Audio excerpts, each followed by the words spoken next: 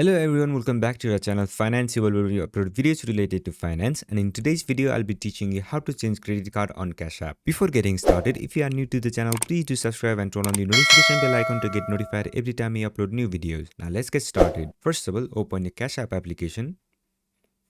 Once you open it, you'll have to log into your account, and if you don't have an account, you can create one and then log in. Once you log in, you'll get to this home page. Once you're on this home page, tap on your profile at the top right corner, and then you'll get to this menu. From this menu, scroll a bit down, then under account and settings section, you will see this option linked banks. Tap on it. Then in this page, it will show all the credit cards that you have linked to your Cash App. Since I haven't linked any card, it is showing nothing. But if you have linked your card to Cash App, then it will show in this list. Once you see the card that you want to change, long press on that card and a pop-up will appear. From that pop-up, tap on the remove card option. Once you do so, the card will be removed, and then tap on link credit card option. Once you do so, it will ask you to enter your credit card informations. Once you enter it, tap on this link card button.